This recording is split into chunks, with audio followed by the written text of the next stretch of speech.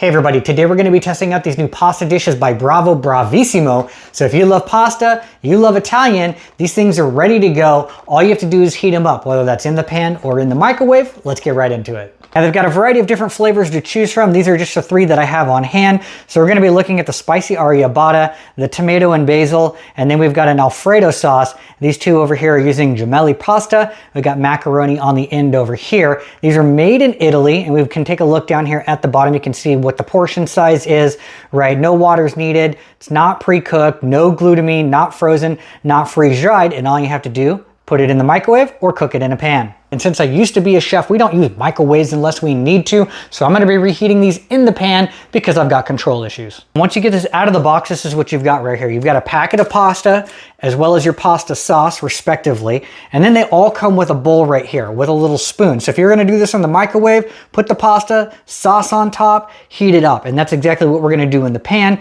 Pasta, sauce on top, and then cover it. And it's supposed to be done in 8 minutes. So we're ready to rock. We got pastas in the pan covered by the sauce here. It does say in the box to use non-stick pans, but I don't have a lot of non-stick pans.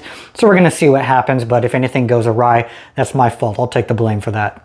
And when you first pour out the sauce, you might notice that it looks a little bit watery, but that makes sense because we still need to cook the pasta and have the sauce. So we're gonna cover this up. We're gonna let it cook. I bet all of that additional wetness or moisture or wateriness is gonna get soaked up by the pasta themselves, and then we're gonna have a perfect looking sauce a la pasta. All right, we got some magic happening here. As you can see, I have turned down the heat just a little bit to maybe a 6, so it's not like full on, but we got a nice little boil happening here. Yeah, and if you are ever short on lids, you can always invert another pan on top and use that as a lid. Pro tip. All right, friends, so we are ready for a taste test, and this is what it looks like right here. This is the spicy arrabbiata.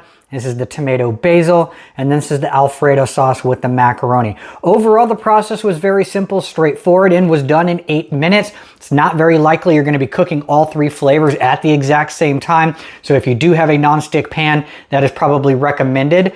I would recommend that you stir each one of these every couple of minutes. That's just good practice, and keep an eye on it, especially if it is a regular stainless steel pan so nothing does stick. If you notice that the sauce is getting a little too thick or dry before the pasta is fully cooked, you could just throw a splash of water back in the pan. It's just going to evaporate anyways, and that's totally normal practice in kitchens here. So let's test it out. So here are my opinions on these 3 flavors right here. I'm going to spare you the part where you watch me stuff my mouth and I talk with a mouth full. Okay, I did taste all of these as is. I didn't add any additional salt or Parmesan cheese, although I definitely would be adding Parmesan cheese onto all of these pastas because cheese is amazing. Now when it comes to the macaroni and the Alfredo sauce is really nice. It's light, it's creamy, it's not too thick, it's not too heavy. Very happy with it. Now the tomato basil sauce is really nice. It's classic, it's simple. Simple not meaning boring or bland, but very simple flavors that taste great. It's not overly doctored with a bunch of different things. It tastes like tomato and basil and a nice sauce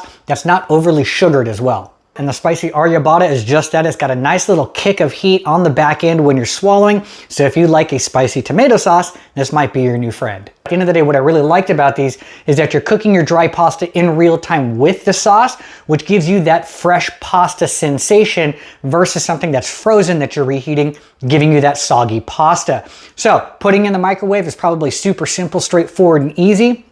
And if you're just having 1 or 2 of these at a time and you're putting them in a pan, very minimal babysitting needed, but it comes out like a fresh made pasta dish without all of the work. Plus you've got that single portion right there that goes in the pan. It's one, it's done, it's quick, easy, convenient, and it's delicious.